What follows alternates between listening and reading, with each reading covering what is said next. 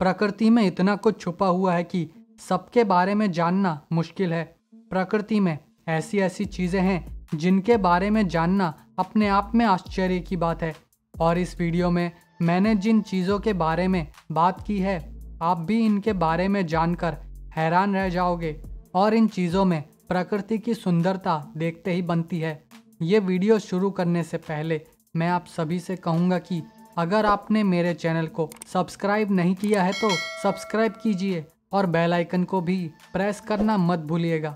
Baby sniping कछुए। Baby sniping कछुए ये किसी ड्रैगन की तरह लगते हैं। इनकी त्वचा और बनावट से ये पूरी तरह से किसी ड्रैगन का बच्चा लगता है। स्नाइपिंग कछुए मीठे पानी के कछुए होते हैं। ये जब पैदा होते हैं तब इनकी पूंछ होती है, लेकिन समय के साथ साथ ये पूंछ गायब हो जाती है। बेबी स्नाइपिंग कछुए स्वभाव में काफ़ी आक्रामक होते हैं, बल्कि ये अपने भाइयों को भी नहीं छोड़ते हैं, जिस वजह से इन्हें अलग अलग रखना पड़ता है। अब भाई ड्रैगन की तरह दिखते हैं तो स्वभाव भी तो थोड़ा मिलेगा ना। कॉपस फूल। ये कॉपस फूल दिखने में जितना आम लगता है ये उतना आम है नहीं। ये फूल काफ़ी बड़ा होता है। इसकी ऊंचाई 10 फीट तक हो सकती है। इस फूल की सबसे रोचक बात यह है कि ये फूल 7 से 10 साल में एक बार खिलता है और उसके बाद बंद हो जाता है। इस एक फूल में 2 फूल होते हैं। जब ये खिलता है तब इसका मादा यानी कि फीमेल फूल का हिस्सा खुल जाता है, जिसमें से काफ़ी बुरी सड़े हुए मांस की बदबू आती है। इस बदबू से आकर्षित होकर मक्खियाँ और दूसरे कीट यहाँ आ जाते हैं। इसके बाद इसका नर भाग यानी कि मेल भाग का फूल खिलता है, जिससे कीट फूल के अंदर ही बंद हो जाते हैं और फूल इन कीड़ों पर अपना परागण छोड़ता है। उसके थोड़ी देर बाद में ये फूल बंद हो जाता है, तब अंदर फंसे कीड़े बाहर निकल जाते हैं और फूल के परागण में मदद करते हैं। Flying gurnard fish. ये है फ्लाइंग गरनाट फिश जो उड़ सकती है। इन मछलियों के पर होते हैं जिनसे ये उड़ पाती हैं। काफ़ी ऊपर तो नहीं, फिर भी ये मछली अपनी जान बचाने के लिए पानी से बाहर उड़ती हैं। फ्लाइंग गरनाट फिश की कई प्रजातियां होती हैं, जिनमें से कुछ रंग बिरंगी, कुछ सफ़ेद और कुछ तो जहरीले कांटों से लैस होती हैं। इनके जहर में इतनी ताकत होती है कि अगर गलती से भी इनका कांटा चुभ गया तो आपको पैरालिसिस का दौरा पड़ सकता है। सफ़ेद बैगन। क्या आपने कभी सफ़ेद बैगन देखा है? ये कोई अलग ही प्रजाति की सब्जी लगती है। ये इतना सफ़ेद है कि लगता है कि बेल पर अंडे लगे हैं, जिसे देखना रोचक है। सफ़ेद बैगन को खाने वाले लोगों के हिसाब से इसके स्वाद में सामान्य बैगन जैसा ही स्वाद होता है।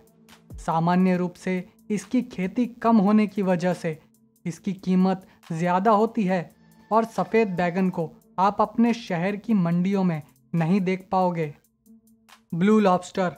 ब्लू लॉबस्टर को देखकर आप सोच रहे होंगे कि इसमें क्या खास है, तो मैं बता दूं कि ब्लू लॉबस्टर मिलना यानी कि भूसे के ढेर में सुई ढूंढने जैसा है। जानकारों के हिसाब से 20 लाख लॉबस्टर में से एक लॉबस्टर ब्लू लॉबस्टर होता है। ब्लू लॉबस्टर में ये नीला रंग उसमें जेनेटिक बदलाव के कारण देखने को मिलता है। इस वजह से ब्लू लॉबस्टर को काफ़ी कीमती माना जाता है।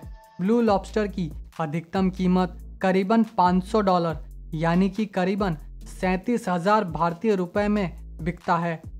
बल्कि रेस्टोरेंट्स में ब्लू लॉबस्टर की डिश को काफ़ी ऊंची कीमतों पर बेचा जाता है और लोग इसकी मुंहमांगी कीमत देते हैं। Dwells finger. डेवल्स फिंगर ये एक फंगस यानी कि फफूंद है जो किसी अलग ही दुनिया का लगता है। ये फफूंद एक अंडे जैसी संरचना को तोड़कर बाहर आकर लाल रंग के लंबे से तने से बढ़ने लगता है। ये लाल रंग के तने किसी हॉरर फिल्म से बाहर आए हों ऐसा लगता है। इसके बढ़ने के बाद इसमें से सड़ी हुई मछली की बदबू आती है। ये बदबू मक्खियों को आकर्षित करने के लिए होती है।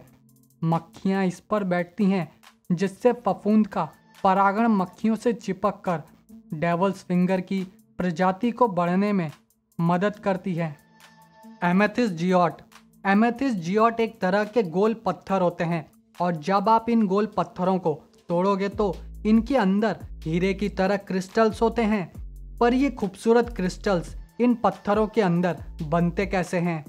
तो उसका जवाब है ज्वालामुखी। जी हाँ, जब ज्वालामुखी फटता है तब उसमें से जो लावा निकलता है वो कई सौ सदियों तक जमीन के नीचे दबा रहता है, जिसके बाद इस पत्थर के अंदर पानी जैसा तरल बनता है जो जमीन की गर्मी से क्रिस्टल्स की संरचना में बदलने लगता है।